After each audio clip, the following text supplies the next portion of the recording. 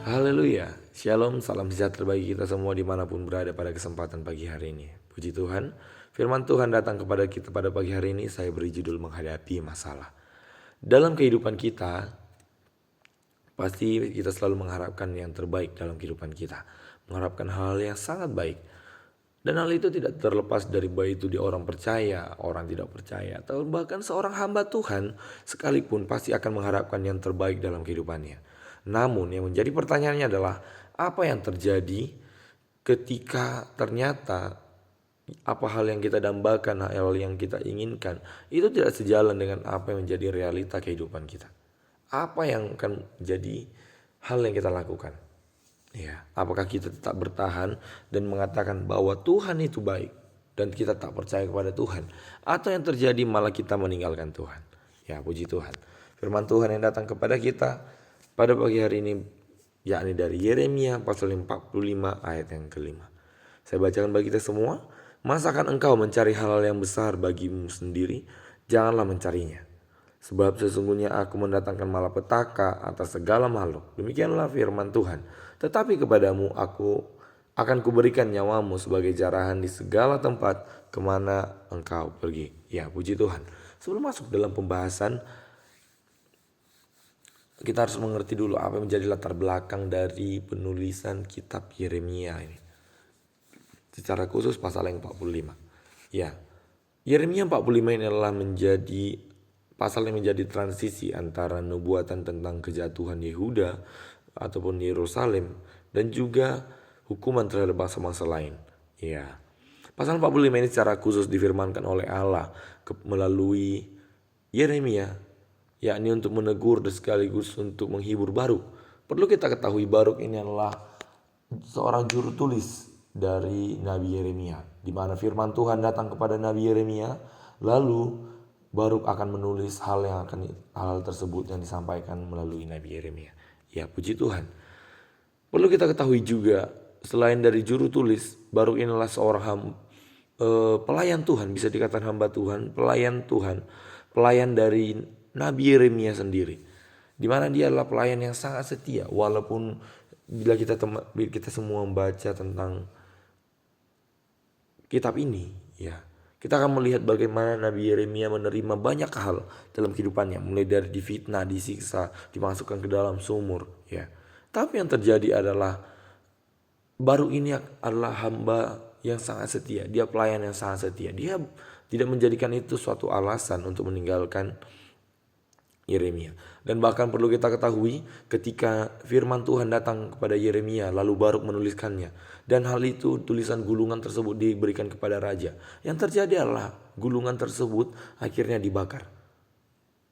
Menunjukkan bahwa bagaimana pelayanan mereka ini adalah pelayanan yang sangat sulit, ya.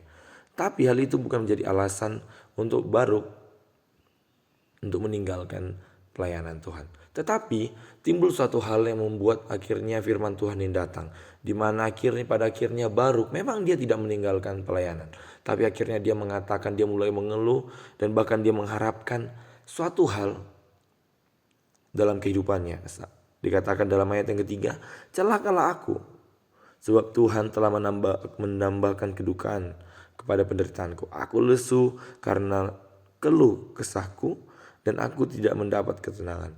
Hal ini menunjukkan bagaimana dia adanya timbul sebuah keegoisan dalam kehidupannya, di mana kita ketahui bahwa kerajaan Yehuda bahkan kota Yerusalem pada saat itu sedang mengalami yang namanya kejatuhan kepada Babel.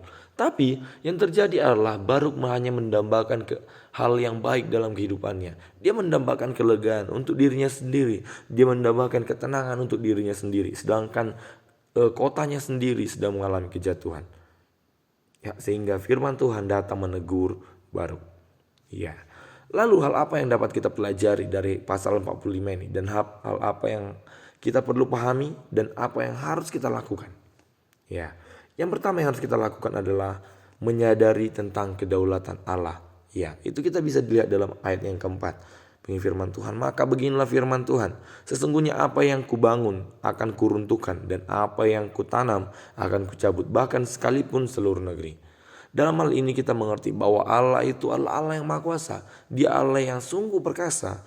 Tidak ada hal yang dapat membatasi Allah ataupun tidak ada hal yang dapat membatasi Allah melakukan suatu hal dalam setiap ciptaannya. Ketika Tuhan sudah menetapkan suatu hal terjadi, maka tidak ada seorang pun yang dapat menghentikan hal tersebut selain Allah itu sendiri.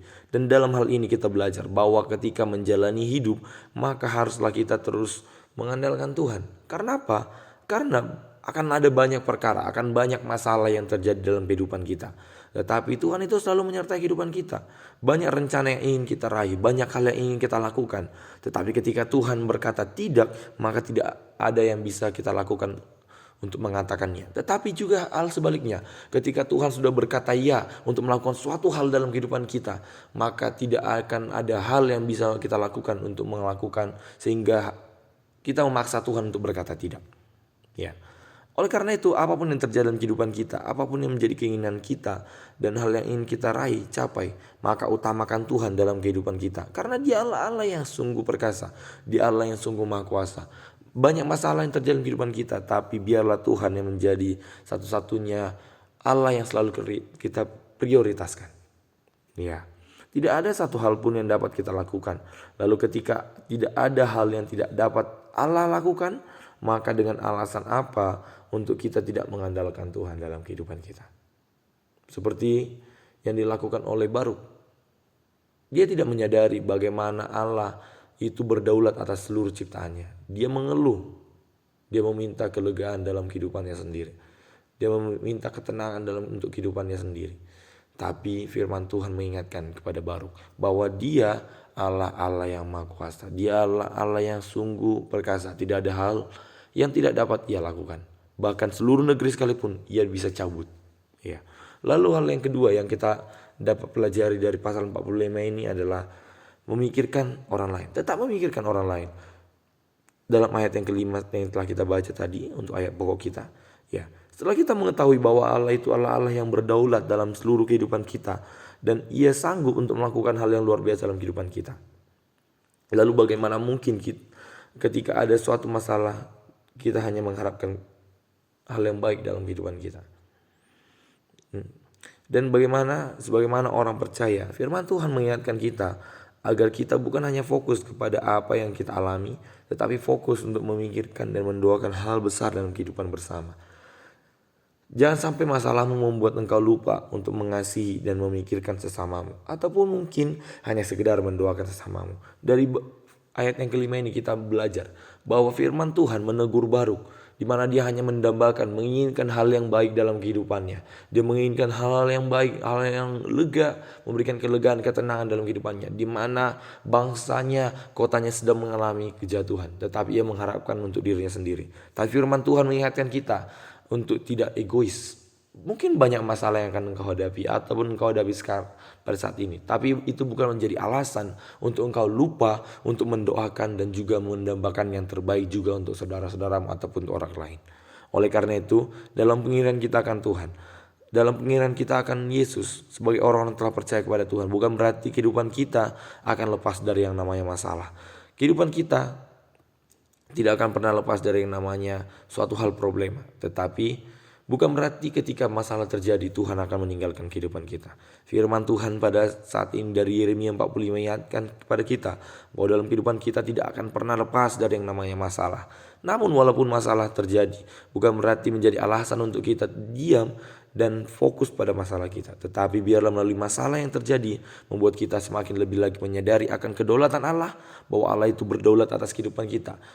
Dan juga agar kita tetap memikirkan orang lain, tetap mengasihi orang lain dan mendoakan yang terbaik untuk orang lain.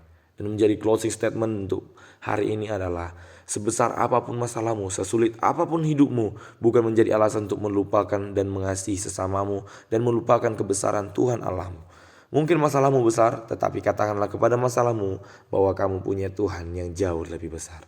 Puji Tuhan, Tuhan Yesus memberkati. Untuk mengakhiri renungan kita pada hari ini, kita bersatu dalam doa. Terima kasih Tuhan, segala pujian, syukur, hormat, kemuliaan bagi Tuhan.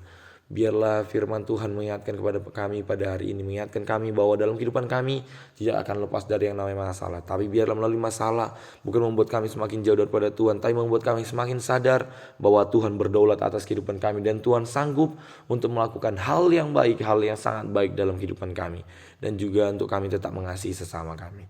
Terima kasih Tuhan, terima kasih Allahku. Hanya di dalam nama Tuhan Yesus Kristus kami berdoa dan mengucap syukur. Haleluya. Amin. Puji nama Tuhan. Tetap semangat dan tetaplah sukacita walaupun tetap menghadapi masalah. Teruslah andalkan Tuhan dimanapun kita berada. Tuhan Yesus memberkati kita selalu. Yesus